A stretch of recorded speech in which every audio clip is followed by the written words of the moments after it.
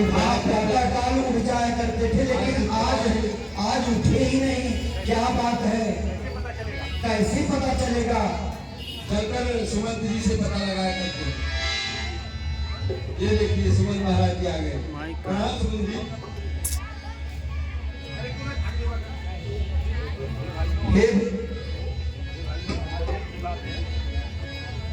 भाइयों, आश्चर्य की बात है, आप सभी चिंता न करें। सूरज तो ऊपर तक आ गया है, पर महाराज अभी तक राजदरबार में नहीं आए। मैं अभी पता लगा कर आता हूँ। महामंत्री जी, आप तुरंत जाइए और पता कीजिए कि महाराज अभी क्यों नहीं उठे सोकर। दोनों साइड में जाओ, आगे चलते रहो तुम।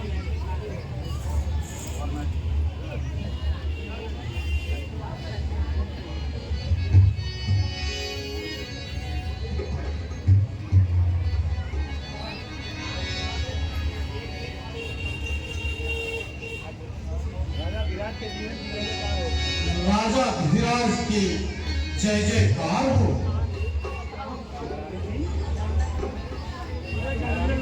राजा जी की कैसी अवस्था है? महारानी, महाराज की एक कैसी दशा है? ये कुछ बोल नहीं रहे हैं महारानी।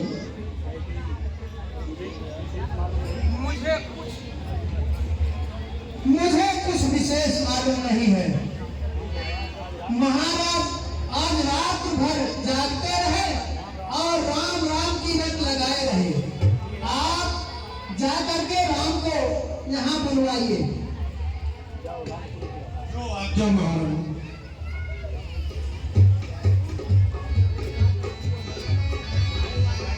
राम सुमंत्र ही आवत देखा, आदर कीन पिता समलेखा।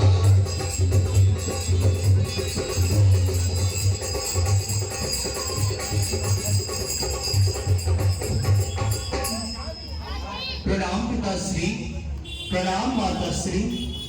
जुग जुग जियो।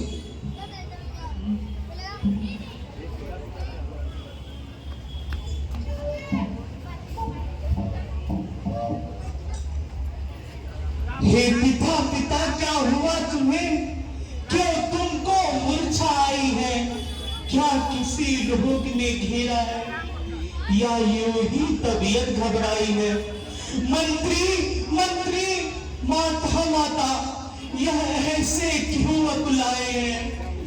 क्या मुझसे कुछ अपराध हुआ जो मेरे पिता रिसाए हैं?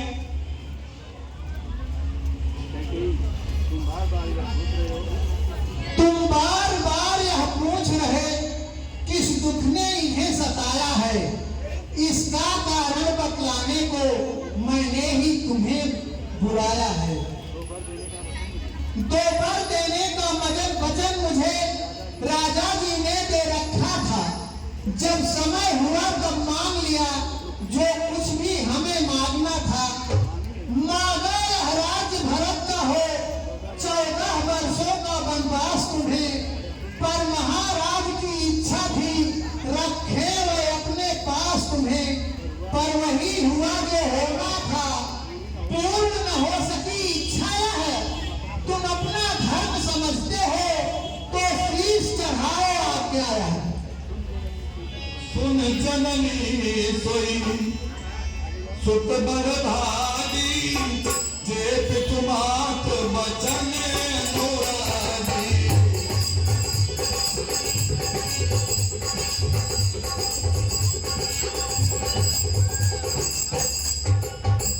हे मातेश्वरी, बड़ भागी वह बेटा है जो पिता का आज्ञाकारी है।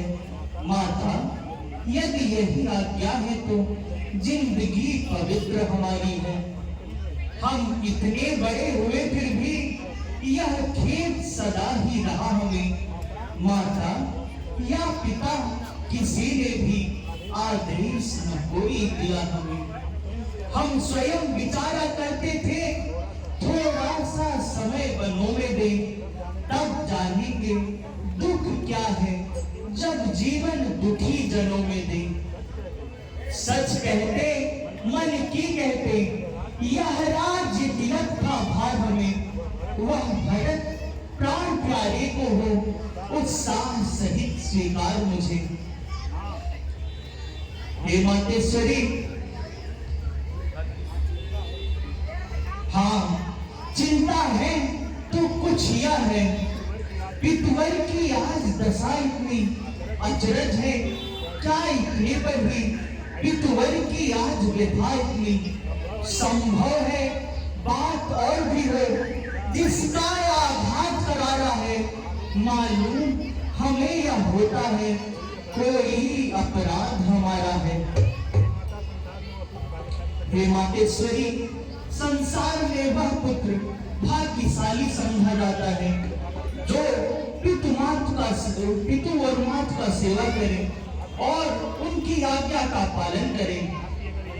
हे मातेश्वरी, यदि आपकी यही इच्छा है तो मैं सहस वन जाने के लिए तैयार हूँ, जिससे भारत को यहाँ का राजा बनाया जा सके। इससे बढ़कर मुझे दूसरा कोई आनंद नहीं है।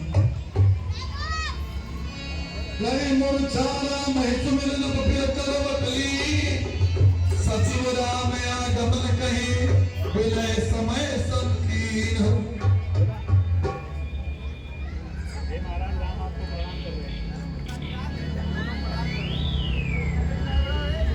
महाराज राम आपको प्रणाम कर रहे हैं। हे महाराज, राम आपको प्रणाम कर रहे हैं। सचिव संहारी राम बैठा रे, चलन परतन राम निहारे।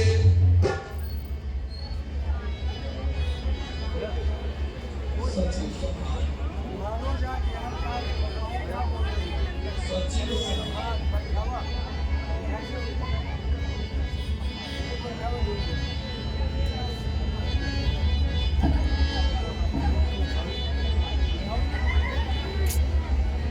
पूरा अटक गया है। राम ही चिताई रहो नर लाहू, चढ़ा बिलोचन मारी प्रभाऊ।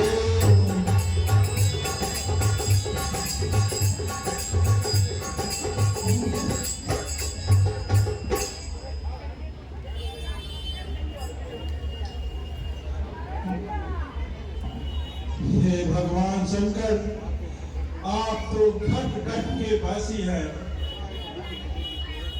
सबके हृदय के प्रेरक हैं। आप राम के हृदय में ऐसी प्रेरणा कर दे कि वह मेरी बात को न माने और मन को न जाए, चाहे इसके लिए मुझे संसार में अभ्यास का पात्र ही क्यों न बनना पड़े। आप को सुने उड़नदानी यार करो दीन बंधन। हे पिताश्री, मैं बिना आपकी आज्ञा के आपसे कुछ कह रहा हूँ। यदि आपको मेरी बात अनुचित लगे तो बालक जानकर मुझे क्षमा कर दीजिएगा। इतनी सी बात के लिए आपको इतना बड़ा दुख हुआ कि अगर आप मुझे पहले ही कह दिए होते तो मैं सहस वन को चला जाता, परंतु यह सारी बातें मुझे मातेश्वरी से मालूम हुई। सुनकर मन प्रसन्न हुआ, क्योंकि वन में जाने से मेरा सब प्रकार से हित ही हित है। हे पिताश्री, वहां अनेकों मुनि महात्माओं का दर्शन होगा और उनकी सेवा का लाभ प्राप्त होगा, जो कि हम जैसे शरीरधारी मनुष्यों के लिए दुर्लभ है। इसलिए हे पिताश्री, इस स्नेह को त्याग कर मुझे वन जाने की आज्ञा दें।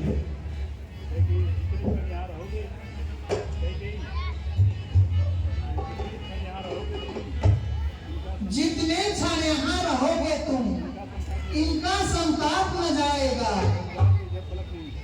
बन जाओगे जब तलक नहीं, इनका पश्चाताप न जाएगा। इसलिए इनकी नजर नजरों से तुम जल्दी हट जाओ, जितना जल्दी हो सके जल्दी से बंद हो जाओ। जो आज्ञा माताश्री। अस कही राम धवल तब ती